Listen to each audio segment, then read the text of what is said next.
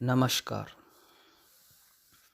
68 साल बाद महाराजा एयर विमानन ने सारे शेयर टाटा ने खरीद लिए हैं। देश की पहली विमानन कंपनी एयर इंडिया के 68 साल बाद आधिकारिक रूप से अपने संस्थापक समूह के पास लौट आई। टाटा समूह ने महाराजा के नाम से जानी जाती है।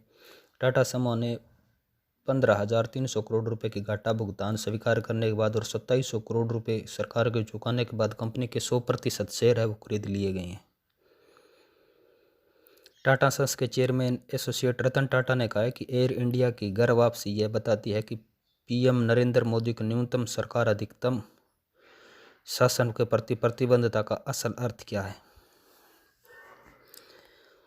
हरियाणा के अंदर माल दुकानें 7 बजे तक खुले रह सकेंगे, पहले 6 बजे तक थी। 10 तारीख तक जो बंदिशें हैं वो ओमिक्रॉन को देखते हुए और बढ़ा दी गई। हरियाणा में माल और दुकानें शाम 7 बजे तक खुल सकेंगे। कोरोना की स्थिति को देखते हुए व्यापारियों ने मांग की थी कि उनको दुकान और प्रतिष्ठान 8 बजे तक खोले देने की अनुमति दी जाए, लेकिन प्रशासन ने 6 से 7 किए।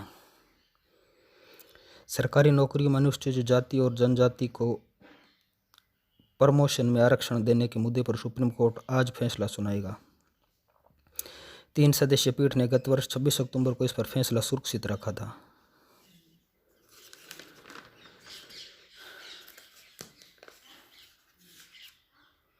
हरियाणा में किसानों ने बेमौसम हुई बारिश से गेहूं और सरसों की फसलों को हुए नुकसान से सरकार से मुआवजा मांगा। उन्होंने कहा कि बेमौसम बारिश से हमें गेहूं और सरसों की फसल है वो काफ़ी हद तक बर्बाद हो गई है।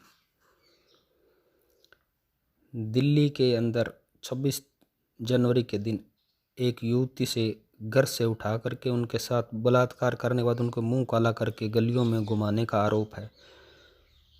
उनके घर के पास ही पुलिस बूथ स्टेशन था। उस दिन वो कुदरती बंद था और जब पुलिसकर्मी आए और उस लड़की को छुड़ाने की कोशिश की तो आरोपियों ने पुलिसकर्मियों के साथ भी बदसलूकी की है।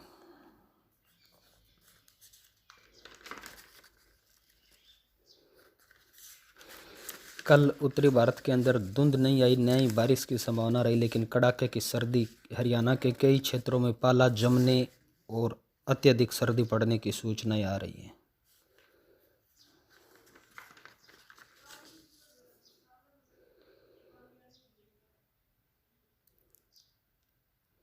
कांग्रेस नेता राहुल गांधी ने ट्विटर ने फॉलोअर की संख्या घटाई। कांग्रेस नेता राहुल गांधी ने सोशल मीडिया प्लेटफॉर्म ट्विटर पर उनकी आवाज़ दबाने का आरोप लगाते हुए कहा कि सरकार के दबाव में मेरे फॉलोअर्स की संख्या कम की जा रही है। ट्विटर पर सरकार ने मेरी आवाज़ को दबाने के लिए अत्यधिक दबाव बनाया हुआ है, उन्होंने इनकी शिकायत की है।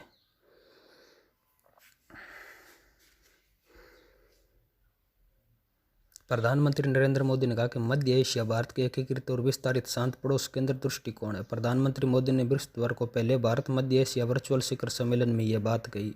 बैठक में अफगानिस्तान के करीबी नज़र और परामर्श करने का भी फैसला किया गया। प्रधानमंत्री मोदी ने समर्थन में कहा कि अफगानिस्तान के हालात पर हम सब चिंतित हैं।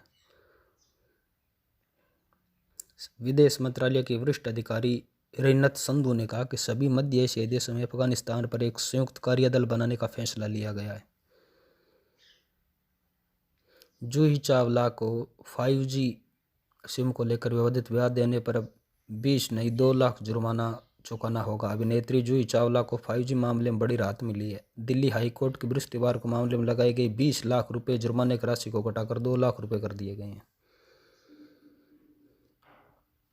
प्रवर्तन निदेशालय ने 2873 करोड़ रुपए की कथित धोखाधड़ी मामले में कावी स्टॉक ब्रोकिंग लिमिटेड के मुख्य प्रबंधन निदेशक CMD सी पार्थसारथी के समूह के मुख्य वित्तीय अधिकारी जी कृष्णा हरि को गिरफ्तार किया गया है।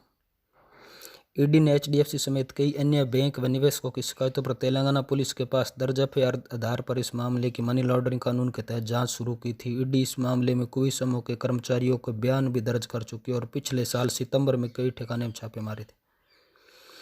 अरुणाचल प्रदेश से मिले लापता युवक को चीन ने भारतीय सेना को सौंप दिया गया। भारतीय सेना ने कहा है कि हम अभी युवक की मेडिकल जांच है वो करवाएंगे।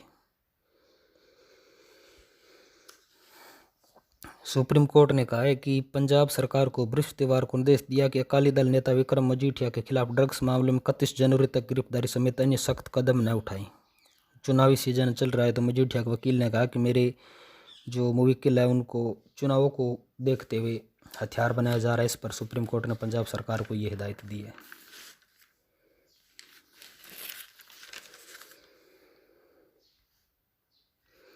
भारत ने कहा कि संयुक्त राष्ट्र द्वारा प्रतिबंधित आतंकी गुटों को अफगानिस्तान की धरती पर आतंक फना को किसी तरह या मौन या सीधा समर्थन न मिले, ये सुनिश्चित करना चाहिए। भारत ने संयुक्त राष्ट्र के पाकिस्तान के स्पष्ट संदर्भ में टिप्पणी करते हुए यह भी कहा कि ऐसा करने के लिए ठोस प्रगति होनी चाहिए। संयुक्त राष्ट्र में भारत के स्थायी प्रतिनिधि TS त्रिमूर्ति ने कहा कि सुरक्षा परिषद प्रस्ताव महत्वपूर्ण और तात्कालिक मुद्दों पर विश्व बिरादरी की अपेक्षा को स्पष्ट रूप से रेखांकित करता है। उन्होंने पाकिस्तान को संयुक्त राष्ट्र के माध्यम से एक कड़ी चेतावनी दी है। कोरोना को देखते हुए कल विश्व में एक ही दिन में 10,000 से ज़्यादा लोगों की मौत हुई है। ब्रिटेन ने काफ़ी ढील भी दी है, वहाँ सुधार हो रहा है। भारत में अभी स्थिति काफ़ी और दिनों तक सामान्य नहीं होने वाली है। नमस्कार, चैनल को शेयर सब्सक्राइब जरूर करें।